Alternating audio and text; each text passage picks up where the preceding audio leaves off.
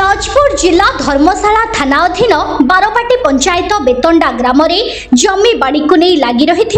पूर्व बदर घटी हत्याकांड घटना धर्मशाला पुलिस को बड़ सफलता मिली। घटना पुलिस पूर्व अभियुक्त परिवार 8 जन को गिरफ्त कर कोर्ट चालान करथिबा बेले बहु अभियुक्त फेरार थिले। तदंत बेले धर्मशाला पुलिस विशेष सूत्रु खबर पाई सूरत घटना संपृक्त 5 जन को गिरफ्त कर कोर्ट चालान करिथिबा धर्मशाला थाना परिसर रे खबरदाता सम्मेलन रे जाजपुर एसडीपीओ शरद पात्र सूचना दैछंती। ये आज जो आपण मानक कोड जो डका जो प्रेस मीट पे एथरे कहू चाहूँ आमर गोटे धर्मशाला थाना गोटे केस होता 156 17/4/2026 तार कंप्लेनेंट थिले कावेरी मल्लिक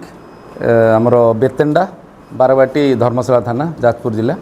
तांकर से लिखिते 17/4/2026 रे आसिक लिखित अभियोग कले जे तांकर पड़ोशी माने तांकरी वंशर से पड़ोशी माने तांकर स्वामी और तांकर ननदेई माने भेणईर जे मृत तांक भेणई सहित जो फेरुतिले तांको घर गाँवर घर पछपट रास्तार तांको आक्रमण कले। ये आपन जो देखुचंती ठेंगा फारसा जो बड़ कटुरी एथिरे तांको आक्रमण मरणांतक आक्रमण करी तांको हत्या करथिले गोटे बिल बादाम बिल तेणु एतला पाइला परे आमर धर्मशाला थाना केस रुजु होता 156/2026 आईआईसी और तांको टीम आम एसपी सार को जाजपुर को अवगत कलापर स्पेशल टीम करा जाई आमर प्रथम 17 तारिख दिन जेहेतु केस है से 8 जन को गिरफ्त कर फरवर्ड करूँ। जो मुख्य अभियुक्त जो 5 जन आउ थिले से माने तांको खोजाखोजी भितर से माने ओडिशा छाड़ी सूरत पलैथिले। तेणु आमर गोटे टीम सूरत जाई एसपी जाजपुर सार निर्देश क्रमे एवं डीजीपी महोदय अनुमति क्रमे गोटे पुलिस टीम आमर देवता बाबू और अन्य माने जाई आमर पानीकुल थाना जड़े एसआई थे विश्वजित दास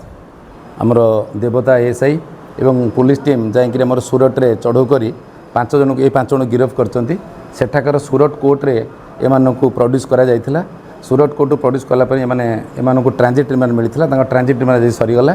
तेणु ये जो 5 जनकर आम जो धरीचु ये मुख्य अभियुक्त ये जो हत्या घटनार तेणु से आज गिरफ्त कराई बर्तमान से कोर्ट चालान करा गोटे घर को लगी गोटे बड़ जमीटे रही से जमीबाड़ी बद केन्द्र कर जमीबाड़ी बहुत दिन रू चली ये संक्रांत आम आगुरी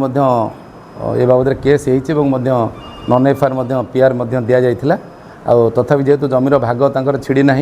तेणु पूर्व शत्रुता को केन्द्र कर यह हत्याकांड संघटित होती। धर्मशाला सुनील सागर दास को रिपोर्ट उत्कल मेल टीवी।